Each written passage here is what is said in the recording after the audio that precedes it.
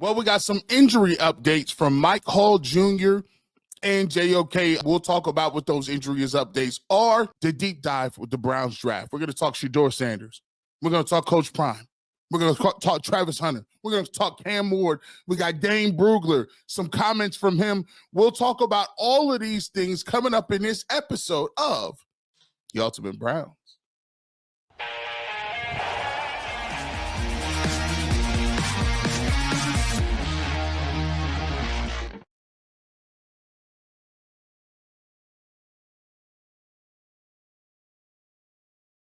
Yeah, let's get it going. Let's get it jumping. It's the Friday edition, of course, of Ultimate Browns. I'm your host, G. Bush.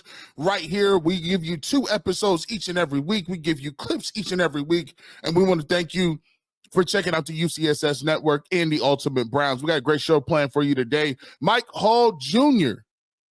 Injury update, some breaking news with that. It's a tough one. We'll see. We'll talk about what's going on with him. Also, some updates with JOK and why I think that his injury is a little more serious than we once thought. We'll talk about that and his injury update. We also will get into the deep dive for the Cleveland Browns draft ideas, right? Right now, the Browns are 2-7. They're going into this week. They need, some infusion of young talent. We'll talk about some of the big names that we've heard from. Dane Brugler was on UCSS this week. You'll hear from him. You'll hear him on a couple other places as well, talking about Cam Ward, Shedeur Sanders, Travis Hunter. I'm really excited about those 3 candidates. We'll talk about that too. And something that I've been bringing up for a lot of time here on Ultimate Browns as we've been talking about it. Are the Cleveland Browns ready for the Sanders family, right? Is the community ready, right? Because you know when Coach Prime coming to the game and Coach Prime getting here, Coach Prime got different ways that he get down. We'll talk about Coach Prime. We'll talk about Shedeur Sanders. And is the fan base ready for the primetime reality show that is the Sanders that they will have to take on if they do draft Shedeur Sanders, if they have a top 10 pick. But first, let's get to the most pressing things right now. So, something came up earlier today, and it was Mary Kay Cabot. Mary Kay tweeted this out. Browns, Kevin Stefanski said Mike Hall Jr. has a knee, and he's out for a period of time and is a candidate for injured reserve. Boy, oh boy. I was on Sports for CLE, and this news kind of came down when I was on the air, and we talked about it a little bit as well. This is a big blow for Mike Hall Jr. He had the off the field issues. He looked pretty good when he came back. He was able to do some really nice things in his film work against the Baltimore Ravens. Now you get a situation where you give up Zadarius Smith and you move on from him. Alex Wright is already out. You already have somebody like JOK, which we'll talk about here in a second. Now you have Mike Hall Jr., who is out, according to Mary Kay Cabot. And the thing that gets me in with this tweet and makes it seem like this is more likely going to be something that's a little more serious is he's going to be out for a period of time. And you know how the Browns get. G14 classified, they don't tell us nothing. He will be a candidate for injured reserve. Anytime you're a candidate for injured reserve, that means, 4 games or so, or more likely it could be a little bit longer than that. We don't know. But the thing that really gets me is, the Browns were looking to see more for Mike Hall Jr. The Browns were looking to get to a place where Mike Hall Jr. was going to be one of those pillars, one of those guys that you looked at and said, we want to go with the youth movement. I've been saying for a lot, hey, where's Kadarius Toney? Show me Jamari Thrash. Give me some of these young dudes. We don't need to be seeing at some point in time. I'm sure they'll go to DTR a little bit too to see what he has. Bernie Kosar talked about that. Jason Lloyd of the Athletic talked about that. When you're 2-7 and there's very little hope for you making the playoffs, we want to see what we can hang our hat on. I don't really want to see guys out there that you're not going to bring back. You're not going to bring back Elijah Moore like that. So why is Cedric Tillman not out there all the time? I want to see him inside. I want to see him outside. I want to see him at different positions. If you got some young guys, make sure at some point, I wouldn't mind seeing Zach Zenner again, right? So these are all the things that you're going to be wanting to look to get some of these young guys some minutes. And Mike Hall Jr. was one of the guys who you looking at Andrew Berry squarely at his roster, because right now he's getting evaluated. Andrew Berry is being evaluated for the guys he's taking. And so when you look at a guy like Siaki Ika, who's no longer on his team, Anthony Schwartz, the David Bells of the world, you got a guy like Mike Hall Jr., who was a second-round pick, who you put a lot of onus on. You've already missed on guys like Perrion Winfrey before in the third round, right? So this was a pick that you were expecting to get a guy to come in and maybe take over that starting role by the end of the season. Mary Kay had just tweeted out that they think he could play a little inside and outside with his versatility. He ends up doing a drill in practice and tweaking a knee. And now you look at it and you now have guys who you were high on. Alex Wright is now out for the season. You now have Mike Hall Jr., who could be on injured reserve. And, so these injuries to me, and I look at it like this too.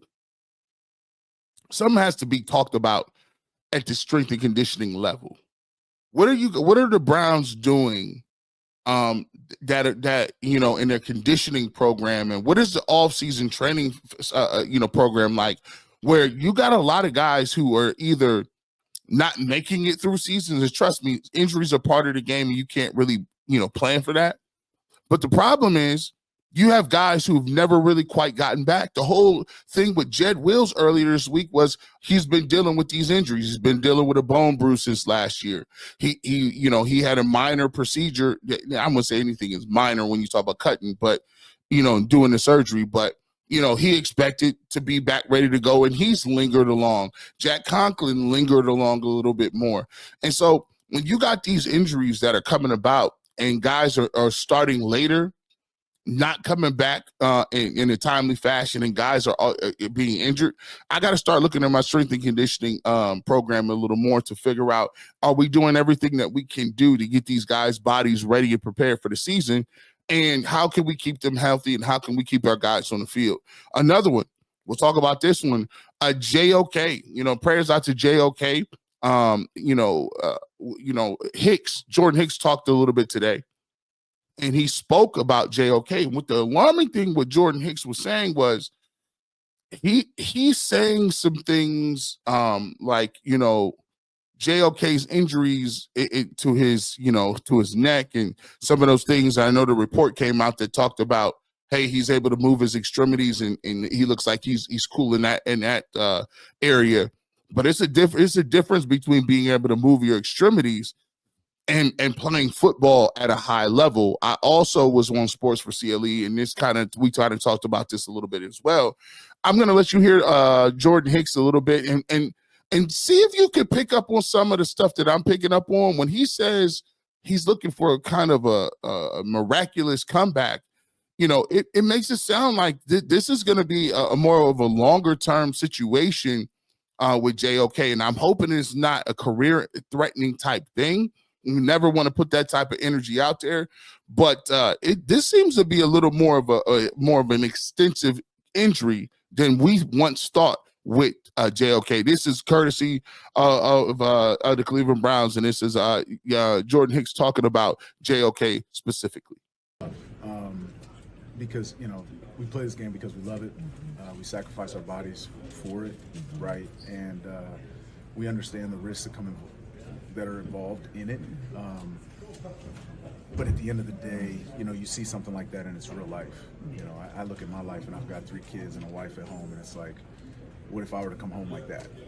And so, he's got family that he loves, people that care about him more than just what he can do on the field, right? And so it puts things in perspective, and you hope and you pray that he's going to make a miraculous recovery, right? And so I don't know, it's just hard, it's tough, but you rally around him and you rally around each other. So when you start talking about what if I went home like that, I'm thinking, like, what does that mean? He starts talking about, he has people that look out for him and love him more than what he's able to do on the football field. You're like, okay, he's kind of tough. You rally around him. We're just hoping he has a miraculous comeback. I'm hoping these are just things that he's saying, and it kind of sounds worse than what it is. But from my perspective, ever since I saw him on the field, coming from individuals who's had neck surgery and back surgery and still deals with a chronically really messed up neck. Like, I understand what comes with that. Feeling comes and goes. The aches, the pains, the nerve issues that come along with that. And when I saw him on the field and the way he was laying there and he was saying that, something along the lines that he couldn't move certain places, it was really strange, and it was really scary for me because I've been through those type situations. And just to hear Jordan Hicks, one of his teammates, to talk like that, it makes you think that, hey, this may be something more extensive. For me, when I heard this, in my mind, I know I already ruled out JOK coming back from this year, because I know it's a difference between, hey, I can walk and talk and I can move my arms, then I'm going to be able to run sideline to sideline and use my body in the way that JOK was able to move his body. He's a unique specimen of a person who's able to be that twitchy, that quick. And anytime you're dealing with a neck, anytime you're dealing with nerves, that's your livelihood. Can you run? Can you run sideline to sideline? Are you able to put stick your nose in and tackle a guy? He's not the biggest guy in the world. Can he still have confidence that I'm going to move around, evade blockers, and shoot in there like a missile and knock guys down and get them on the ground? Those are all different things that I really think could be a little bit difficult. Prayers out to JOK. Hopefully he makes a comeback, and hopefully he's able to resurrect his career and get everything going back on. But first and foremost, we just hope that he's able to live a productive life, especially when it comes to something, seriously like that. So for the Cleveland Browns, I joked today, you got Myles Garrett. He's one of the better players that is available in the league anywhere. I think he's a top 5 player, but once again, it seems to be down to just Myles Garrett again. We've been dealing with this on again and off again for 5 years. Your playmakers seem to be falling off like flies. You got Mike Hall Jr., who's out. You got JOK, looks like he could be extended out. Both guys talk about IR. And then you got Denzel Ward, who's had a long history of concussions and things like that. You still got Nick Chubb trying to come back from injury. Deshaun Watson is out for the year with the Achilles. So it's one of those things where, when it hits hard. And right now the Cleveland Browns are very banged up. And instead of coming out of this bye week with some guys getting some good news, it seems like they come out of the bye week with 2 more playmakers that look like they may be taken off the board for a sustained period of time.